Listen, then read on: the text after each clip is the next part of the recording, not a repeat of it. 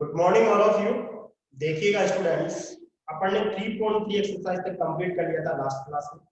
आज अपन बात करते हैं 3.4 एक्सरसाइज। देखिए 3.4 एक्सरसाइज में है क्या। Exercise number 3.4 trigonometric equations.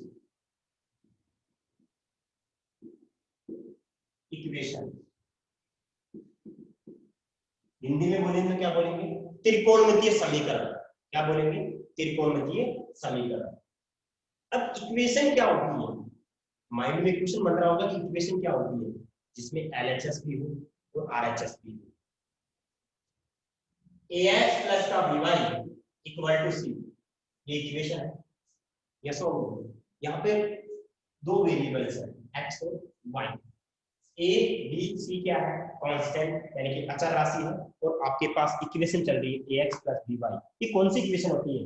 Linear equation. इसको हिंदी में बोलते हैं रैखिक समीकरण। लीनियर क्यों है? क्योंकि यहाँ पे x और y की मैक्सिमम पावर कितनी है? 1।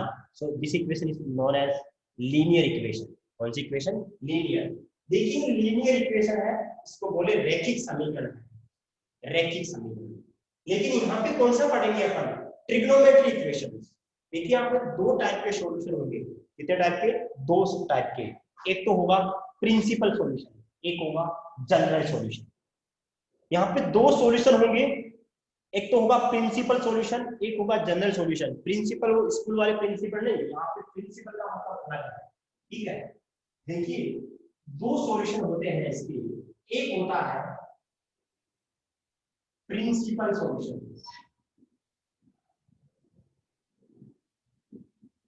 ठीक है, उसको हिंदी में बोलते हैं मुख्य हल बोलो चाहे मुख्य मान बोलो। नंबर दूसरा होता है, वो होता है जनरल सॉल्यूशन। ठीक है, इसको बोलते हैं व्यापक, स्टैंडर्ड, व्यापक। ठीक है, व्यापक। देखिए क्या मतलब होता है सर प्रिंसिपल सॉल्यूशन और जनरल सॉल्यूशन?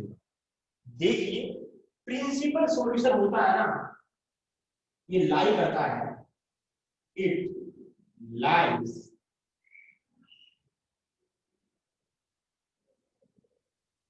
बिटवीन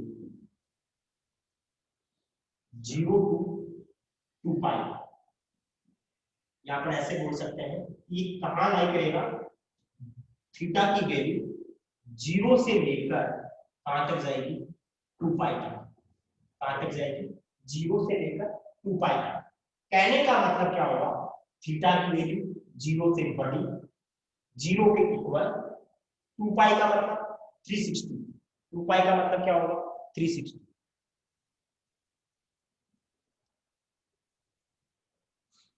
अरे ये से क्या कर रहे हो रे तुम? अब लेट अब आ रहे हो, तुम्हारे को कितनी बार बोल दिया क्लास में टाइम पे आया करो, है? 1000 बार बोल दिया, तुम्हारी समझ में तो आती है नहीं। समीक्षा सलोनी राठौड़, ये दीपक चौधरी, बेटा क्लास में इतनी लेट कैसे? मैं क्लास में कल ज्वाइन नहीं करूंगा, कल ध्यान रखें आप लोग।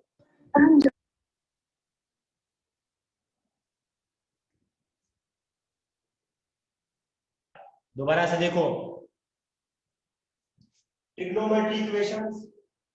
ट्रिग्नोमेट्री इक्वेशन का मतलब in term equation in terms of trigonometry ratios, sin cos tan sec cot, जो भी है, यानी कि साइन में जो त्रिकोणमितीय अनुपात है उनके पदों में जो समीकरण होता है वो क्या होता है?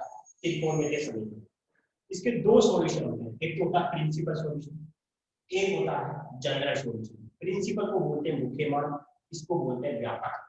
ठीक है, जो मुख्य मान होता है, जो प्रिंसिपल सॉल्यूशन होता है, वो 0 से 2 पाई के बीच में होता है। तो अपन लिख सकते हैं it lies in between 0 to 2 pi.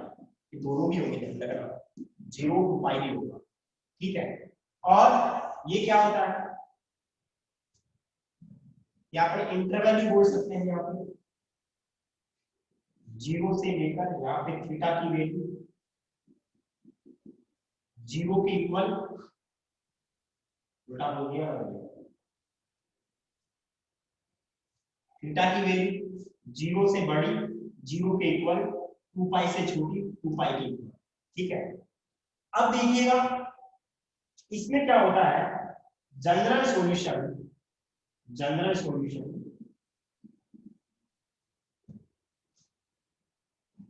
General solution ये मतलब n की टर्म्स में होगा। इसमें क्या आएगा, टर्म्स ऑफ n। तो अपन क्या बोल सकते हैं, in terms of n, simple n। और जहां पे n है यहाँ पे n बिलोंग्स टू z। अब देखिए इसका मतलब क्या होगा कि 0 से 2 पाई के बीच में होगा, और इसमें क्या होगा, in terms of n, small n है यानी कि n के पदों में होगा। किसके पदों में होगा, n के पदों में होगा। और जो n है वो क्या है, इंटीजर वैल्यूज है। n क्या है, इंटीजर वैल्यू है। z का मतलब क्या होता है, इंटीजर वैल्यूज। z क्या होते हैं, इंटीजर वैल्यू का मतलब क्या होते हैं, इंटीजर वैल्यू पूर्णांक संख्याएं बोलते हैं उनको। कैसे, माइनस, जैसे 0 1 2 3, इधर जाएगा -1 -2, और कहां तक जाएगा, इन माइनस इनफाइनाइट तक जाएगा, और ऐसे। यानी कि जो जेड होते हैं वो कहां से कहां तक, माइनस इनफाइनाइट से लेकर प्लस इनफाइनाइट तक, उनको क्या बोलते हैं, इंटीजर नंबर्स। हिंदी में बोले तो क्या बोलेंगे उनको, पूर्णांक संख्याएं। देखिए इसका आंसर n की टर्म्स में होगा, n के पदों में होगा, और इसका आंसर 0 और 2 पाई के बीच में होगा। एक बार इतना स्क्रीनशॉट लो ताकि अपन आगे चले।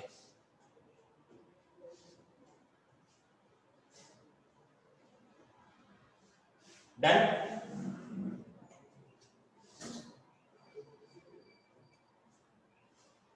ओके, अब देखिएगा क्या मतलब हुआ इनका।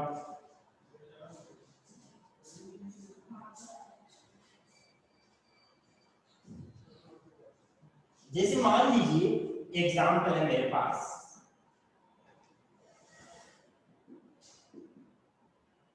sin x equal to √3/2। ठीक है, sin x इक्वल टू √3/2। आपको इसका प्रिंसिपल सॉल्यूशन फाइंड आउट करना है। प्रिंसिपल सॉल्यूशन क्या करना है, फाइंड आउट करना है, यानी कि मुख्य मान ज्ञात करना है। अब आप मेरे को ऐसे बताओ कि साइन की जो वैल्यू है वो कौन कौन से क्वाड्रेंट में पॉजिटिव होती है। अगर अपन बोले तो एक तो होती है फर्स्ट क्वाड्रेंट में, एक होती है सेकंड क्वाड्रेंट में। आपको मैंने बताया था ये 0 होता है, ये 90 होता है, ये 180 होगा, ये 270 होगा, और ये होगा 360। कितना होगा, 360 होगा। कहने का मतलब क्या हुआ कि आपका जो साइन होगा एक तो फर्स्ट क्वाड्रेंट में पॉजिटिव होता है, और एक कौन से क्वाड्रेंट में पॉजिटिव होता है, सेकंड में। ए एस टी सी, ए का मतलब ऑल पॉजिटिव, एस का मतलब साइन थीटा, और साइन का रेसिप्रोकल कॉस है, टी का मतलब tan, tan का रेसिप्रोकल कॉस, सी का मतलब कॉस, कॉस का रेसिप्रोकल सेक। मैंने ये चीजें बता रखी है आपको बेसिक में। अब देखिएगा, यानी कि जो साइन है पॉजिटिव आया, यानी कि फर्स्ट में पॉजिटिव होगा, सेकंड में पॉजिटिव होगा।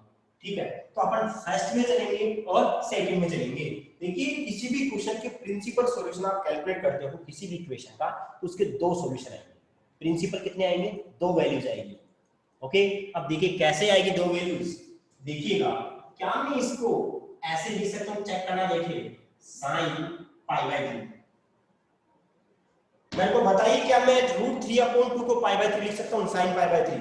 पाई की वैल्यू 180, 180/3 60, sin 60 की वैल्यू √3/2। चेक कीजिए मैंने सही लिखा है क्या, यस और नो, जल्दी बताइएगा। ओके, यानी कि यहां पे √3/2 को sin π/3 लिख सकते हो। अब साइन से साइन कट जाएगा, x की वैल्यू क्या आएगी π/3। एक आंसर तो ये आ गया है। अरे सॉल्यूशन का मतलब क्या होता है, किसी इक्वेशन को हल करते हैं उसका मतलब क्या होता है, find the value of x and y। लेकिन यहाँ पे क्या है, x ही है, x की वैल्यू तो आई है। कोई भी सॉल्यूशन होता है या इक्वेशन समीकरण को हल करते हैं उसका मीनिंग क्या होता है, आप x कैलकुलेट करो, y कैलकुलेट करो। जैसे आप 10th क्लास में क्या करते थे, ग्राफ बनाते थे, दो समीकरण होते थे उनको सोल्व करते थे, दो बॉक्स बनते थे और जहां पे वो इंटरसेक्ट करते थे, जहां पे वो प्रतिच्छेद करते थे, वही आपका क्या आता था, प्रतिच्छेद बिंदु आता था, इंटरसेक्टिंग पॉइंट आता था, x की वैल्यू और y की वैल्यू आती थी। तो यहाँ पे किसकी वैल्यू चाहिए, x की चाहिए। तो एक तो आ गया, लेकिन प्रिंसिपल सॉल्यूशन की वैल्यू कितनी आती है, 2 आई। क्यों, क्योंकि सर फर्स्ट क्वाड्रेंट में पॉजिटिव होगा और सेकंड में भी क्या होगा, पॉजिटिव। सर आपने इसमें तो लिख दिया, इसमें भी तो साइन पॉजिटिव होता है। तो अब इसमें कैसे ब्रेक करेंगे, नाउ वापस से लिखेंगे इसको, sin x इक्वल टू √3/2। अब देखिए मैं कैसे ब्रेक करता हूं, sin x equal to sin, अब हमेशा या तो पाई लिखा करो या फिर 2 पाई लिखा करो। ऐसा करने से क्या फायदा होगा, क्योंकि पाई का मतलब होता है 180 और 2 पाई का मतलब कितना होता है 360। 180 और 360 होने पर ट्रिग्नोमेट्रिक फंक्शन नो चेंज होता है, चेंज नहीं होता है। पाई का मतलब 180, 2 पाई का मतलब 360। 180 और 360 होने पर ट्रिग्नोमेट्रिक फंक्शन चेंज नहीं होगा। मतलब मैंने क्या लिखा है, पाई लिखा है। क्यों लिखा है, क्योंकि अपने को सेकंड क्वाड्रेंट में जाना है, तो 2 पाई से तो कोई मतलब ही नहीं है, अपने को पाई से मतलब होगा। अब पाई से कम करूंगा, ज्यादा नहीं करूंगा, कम करूंगा, क्योंकि अपने को कौन से क्वाड्रेंट में जाना है, सेकंड में जाना है। सेकंड में क्यों जाना है, क्योंकि साइन सेकंड में क्या होता है, पॉजिटिव होता है। देखिए पाई यहाँ पे होगा, यस और नो, पाई यहाँ पे होगा। जब पाई यहाँ पे होगा तो पाई में कम करना पड़ेगा, अभी तो सेकंड में आएंगे। इधर से इधर जाने पर एंगल बढ़ता है तो वापस जाएंगे तो एंगल कम होगा, मतलब पाई से कम करेंगे। अब कितना कम करेंगे, कुछ सोचने की जरूरत नहीं है, π/3। ऐसा क्यों लिखा मैंने, अब यही तो क्वेश्चन बनेगा। ऐसा इसलिए लिखा क्योंकि पाई होने पर ट्रिग्नोमेट्रिक फंक्शन नो चेंज, पाई होने पर ट्रिग्नोमेट्रिक फंक्शन नो चेंज, और थीटा की जगह कितना है π/3। कौन से क्वाड्रेंट में, सेकंड क्वाड्रेंट में। सेकंड क्वाड्रेंट में साइन क्या होता है, पॉजिटिव होता है, तो ये पॉजिटिव तो ये भी पॉजिटिव। साइन π/3 की वैल्यू कितनी होती है, √3/2। क्या जो मैंने इसको ये लिखा था, मतलब ये आ गया, मतलब वापस ये आ गया।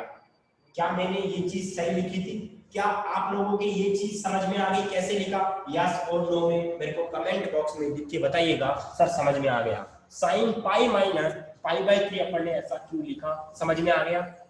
पंकज कुमार यस सर, हर्षित बहुत बढ़िया बहुत बढ़िया, मतलब सबके समझ में आ गया आपके, वेरी। अब देखिएगा,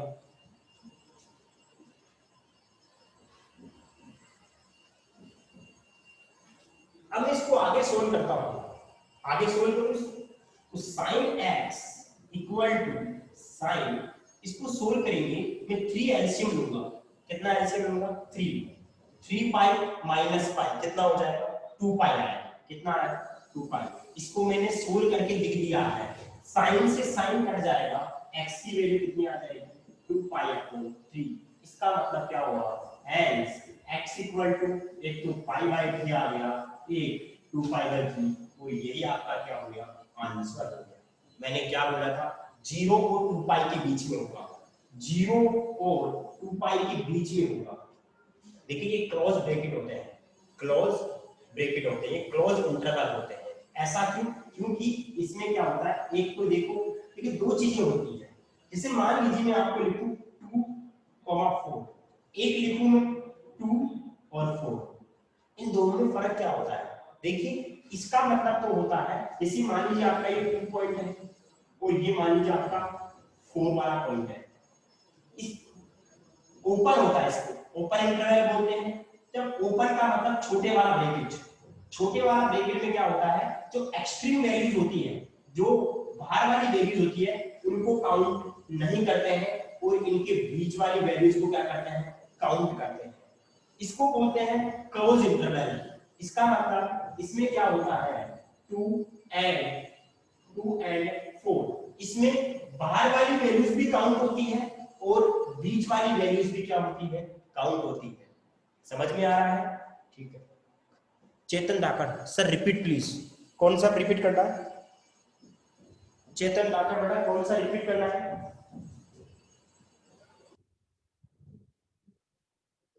चेतन दाकर कौन सा रिपीट करना है?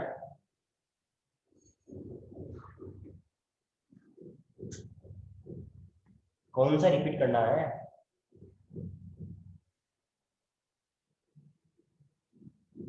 साइन पाई वाला, ओके। मैंने देखिएगा, आपको पता है सेकंड क्वाड्रेंट में, फर्स्ट क्वाड्रेंट सेकंड क्वाड्रेंट, 0 90 को पाई बाय 2 लिख सकता हूँ, 180 को पाई लिख सकता हूँ, इसको 3 पाई बाय 2 लिख सकता हूँ, इसको 2 पाई लिख सकता हूँ। आपको सेकंड क्वाड्रेंट में जाना है तो या तो आप पाई लेंगे या फिर आप 2 पाई लेंगे। ध्यान रखिए ऐसा, या तो पाई से बात करेंगे या फिर 2 पाई से बात करेंगे। अगर सेकंड में जाना है तो पाई माइनस करेंगे, थर्ड में जाना है तो पाई प्लस करेंगे, फोर्थ में जाना है 2 पाई माइनस करेंगे, फर्स्ट में जाना है 2 पाई प्लस करेंगे। देखिए स्टूडेंट्स, ऐसा करने से फायदा क्या होता है, पाई और 2 पाई लेने से ट्रिग्नोमेट्रिक फंक्शन नो चेंज, आपको चेंज भी नहीं करना, साइन है तो साइन ही होना चाहिए। समझ में आ रहा है?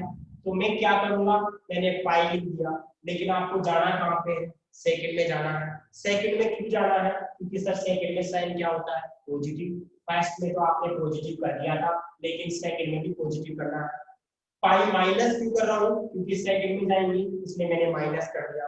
अब मैं यहाँ पे, आपको पता है कि साइन पाई होने पर ट्रिग्नोमेट्रिक फंक्शन चेंज नहीं होगा। थीटा की वैल्यू क्या रखो, थीटा की वैल्यू पता है कि √3/2 आना चाहिए। √3/2 कौन सी वैल्यू पे आता है, π/3 पे।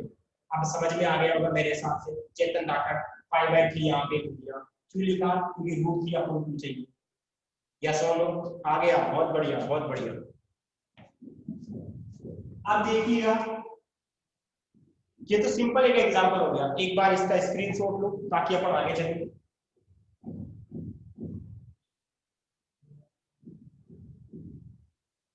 ओके बेटा, ये तो एक ही एग्जांपल करवाया है, अब मैं एक दो एग्जांपल लूंगा तो फटाफट आंसर बताओगे, बिजली जैसे, बिजली से भी ज्यादा जैसे आंसर बताओगे आप।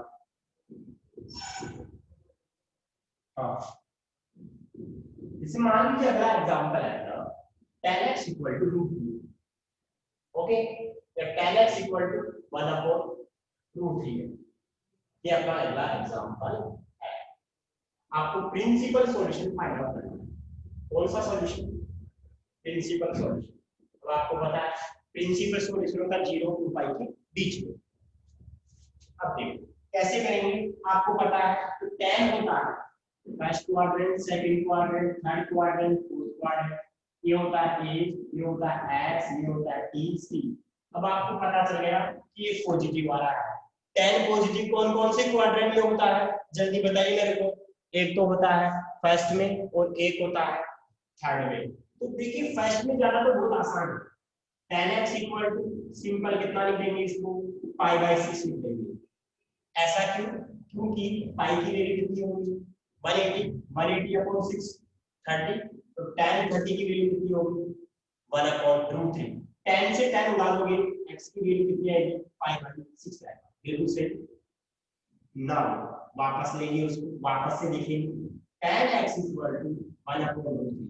अब आपको पता है tan पॉजिटिव यहाँ नहीं होता है, यहाँ नहीं होता है, यहाँ होता है, और आपको पता है ये 0 होता है, ये 90 का मतलब π/2 होता है, और 180 का मतलब पाई होता है, और 270 का मतलब 3π/2 होता है, 360 का मतलब 2 पाई होता है। मतलब आपको यहाँ जाना है तो पाई के पास जाओगे, 2 पाई के पास जाओगे, जल्दी बताइए, आप पाई के पास जाओगे 2 पाई के पास में जाओगे। जब आपको थर्ड में जाना है तो पाई से पास में जाओगे, 2 पाई के पास में जाओगे, पाई के पास में जाएंगे। अरे जब पाई के पास में जाएंगे तो पाई में माइनस करेंगे प्लस करेंगे, थर्ड में आने के लिए, थर्ड में आने के लिए पाई में प्लस करना पड़ेगा माइनस करना पड़ेगा, प्लस करना पड़ेगा। तो देखो मैं क्या लिखता हूँ, tan x equal to tan pi plus, अब कितना प्लस लिखूंगा, जो ये वैल्यू है, ये बोलो ये 1/√3 है ना, जब ये 1/√3 कौन सी वैल्यू पे होता है, पाई अपॉन 60 होता है। चेक करो बिल्कुल ये आएगा 110%। कैसा? पाई होने पर trigonometric function no change, theta की जगह pi by 6, tan pi by 6 की वैल्यू कितनी होती है 1/√3। पाई में कुछ ऐड कर रहे हैं, कौन से क्वाड्रेंट में गए? थर्ड में गए, और थर्ड में tan क्या होता है? पॉजिटिव होता है। ये पॉजिटिव वैल्यू नॉर्मल, मतलब आपने जो लिखा है, आपने जो इसको ये लिखा है, ये वापस आना है, सीधी से उतरना आता है तो चढ़ना भी आना चाहिए। मैथमेटिक्स में इस स्टेप से ये, तो इससे ये भी आना चाहिए, तभी आपका क्या होगा सही, अदरवाइज रॉन्ग हो जाएगा। ओके, अब देखिएगा बहुत सिंपल हो गया काम सर, आपको बहुत सिंपल कर देते हैं। अब देखो यहाँ से tan x इक्वल टू कितना हो जाएगा, यहाँ पे tan ये कितना हो जाएगा 6 पाई प्लस का पाई 7 पाई हो जाएगा, तो x विल बी tan से tan कट गया 7 पाई अपॉन 6। तो क्या बोल सकते हैं बच्चों, अपन बोल सकते हैं लास्ट में hence x इक्वल टू क्या, hence x इक्वल टू कितना हो जाएगा आपका पाई बाय 6 और 7 पाई बाय 6। समझ में आ गया होगा। आप बहुत इंटेलिजेंट हो, अगर आपको समझ में आ गया तो फिर मेरे को इसका आंसर बता दो। किसका? cos x equal to minus का 1/, find the principal solution of this question.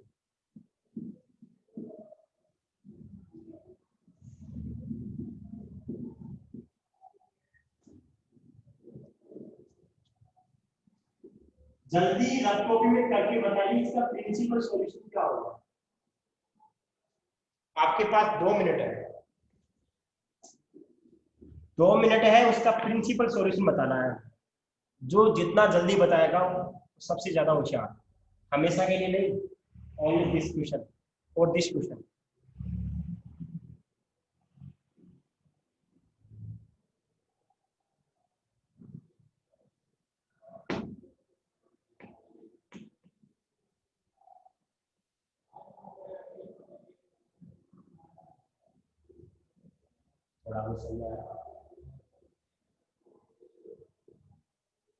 जबकि पहले तो कुछ पढ़ा ही नहीं था।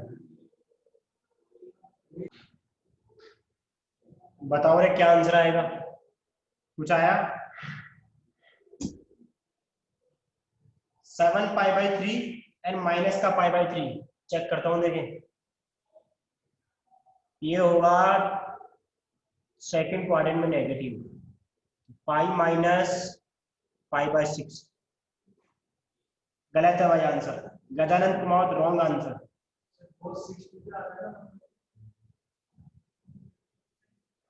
आंसर आएगा इसका 5 पाई बाय 6 और 7 पाई बाय 6। सॉरी गलत बोल दिया, 2 पाई बाय 3 आएगा एक तो आंसर, और एक आएगा 4 पाई बाय 3। 2 पाई बाय 3 और 4 पाई बाय 3 जिसका सही है वो आंसर सही है, अदरवाइज रॉन्ग होगा। सेकंड और थर्ड में जाएगा कॉस, ये एसटीसी का होता है। 2 पाई बाय 3 बिल्कुल सही है, सेकंड क्वाड्रेंट में 2 पाई बाय 3 होगा, इज राइट आंसर। एक ही बेटा दो निकालने हैं, एक भी करना है, दो कैलकुलेट करना है, एक से थोड़ी पार पड़ेगी पंकज। आंसर तो दो होंगे ना वहां पे, पॉसिबल वैल्यूज ऑफ दिस।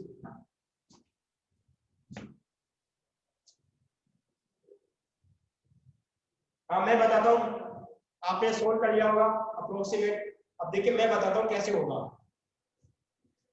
देखो cos x नेगेटिव है, आपको ये तो पता चल गया। इधर देखो मैं यहाँ बना लेता हूँ एक बार के लिए, ठीक है। ये आपका 0 होता है, ये पाई हो जाएगा, फिर पाई बाय 2 हो जाएगा, ये पाई हो जाएगा, ये आपका 3 पाई बाय 2 हो जाएगा, और ये 2 पाई हो जाएगा, वापस से जाएंगे एंटी क्लॉकवाइज डायरेक्शन। आपको पता है यहाँ पे ऑल पॉजिटिव, यहाँ पे एस, यहाँ पे टी एंड यहाँ पे सी।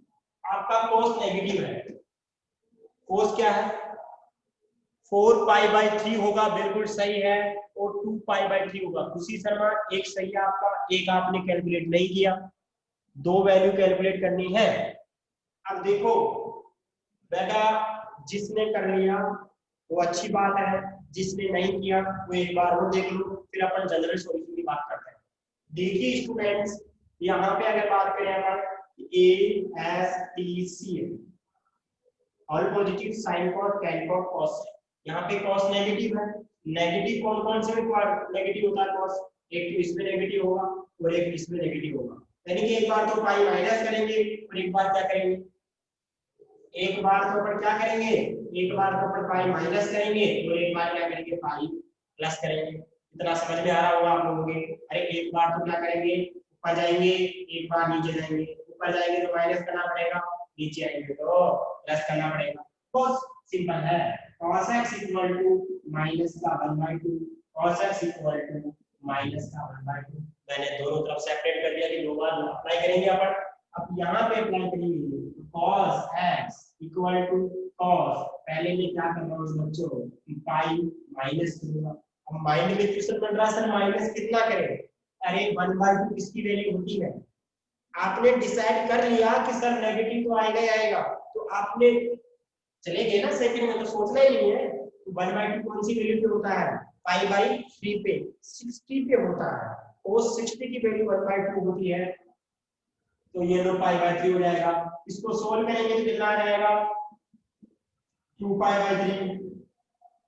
तो x की वैल्यू आ गई 2 पाई अपॉन 3, और यहाँ पे सोल्व करेंगे तो cos x equal to cos pi plus pi by 3, यहाँ से cos x कितना आ जाएगा, cos 4 pi by 3, x will be 4 pi by 3। सबके समझ में आ गया होगा? कट गया क्या इधर? सॉरी, इधर कट गया, कट गया इधर। चलो इसको इधर कर लेते हैं। अरे इसको आगे तो कर लोगे ना, एक और इसका अगला पार्ट तो कर लोगे। cos x इक्वल टू कितना है, माइनस का 1/2, cos x equal to cos pi plus pi by 3 आएगा नहीं आएगा? तो cos x equal to cos 4 pi by 3, x equal to 4 pi upon 3। हाँ बहुत बढ़िया बहुत बढ़िया। एक बार इतना स्क्रीनशॉट लो, फिर अपन आगे चलते हैं, फिर अपन आगे चलते हैं। एक एग्जांपल और दे क्या, ताकि आपके समझ में आ जाए अच्छे से, है? एक एग्जांपल और दे क्या आपको? हाँ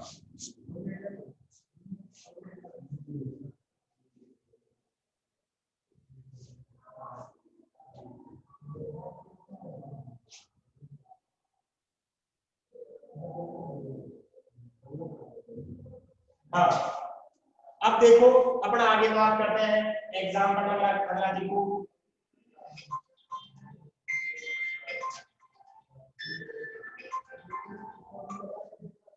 हाँ जी, एग्जांपल अगर आपका 4 देखो, इसमें क्या कर सकते हैं अपन, जैसे मान लो ऐसे आ गया cot x equal to minus का √3।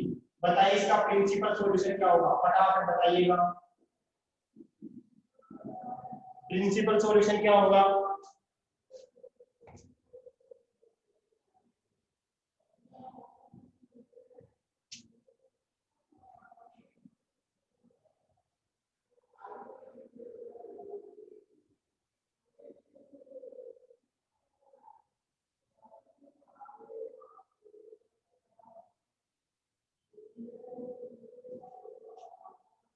इसका प्रिंसिपल सॉल्यूशन बता दो।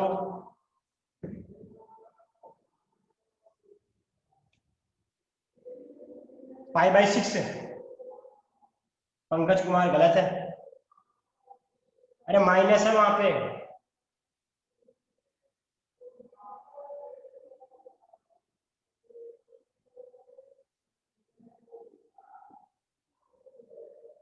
फाइव पाई बाई 6 है, बिल्कुल सही है, एक आंसर तो सही है। अभिषेक बागाड़िया सही है, बिल्कुल सही है, 5 पाई बाई 6। और दूसरा क्या होगा, दूसरा बताओ। हर्षित कुमार बिल्कुल सही है, दूसरा बताओ।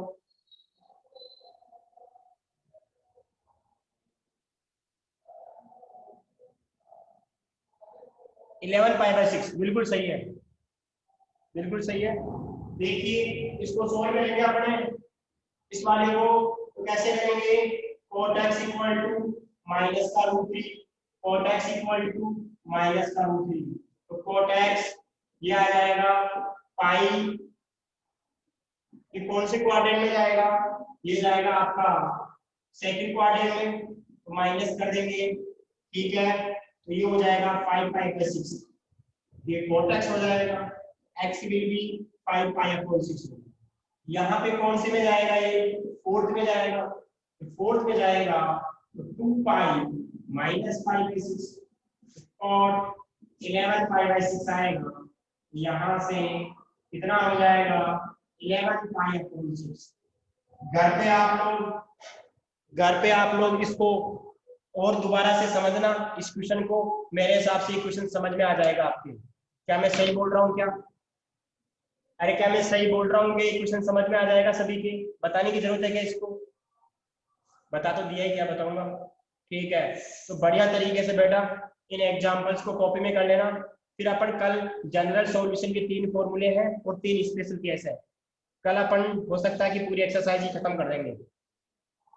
ठीक है, ये तो मैंने आज कॉन्सेप्ट सिखाया है कि प्रिंसिपल सॉल्यूशन का कॉन्सेप्ट क्या होता है, वो समझ में आ गया होगा आप लोगों के। कल जनरल सॉल्यूशन का कॉन्सेप्ट बताएंगे और एक्सरसाइज को स्टार्ट करेंगे। आज के लिए बस इतना ही काफी है। Thank you so much, thank you. बेटा एक चीज, आप क्लास में टाइम पे आया करो, आप 11 बजे क्लास में आ जाया करो, 11 बजे आप बिल्कुल एक्टिव रहा करो। मैं आपको लिंक भेजूंगा 11 बजे के आसपास, तो बिल्कुल आगे से ध्यान रखना। कल 11 बजे बाद में अगर क्लास को लिंक भेजने के बाद ज्वाइन करेगा 10 मिनट बाद में, तो उसको एडमिट नहीं किया जाएगा। क्लास का जो लिंक भेजूंगा अगर उसके 10 मिनट बाद में एडमिट होगा तो उसको एडमिट नहीं किया जाएगा, ध्यान रखना कल से। ठीक है, thank you so much, thank you.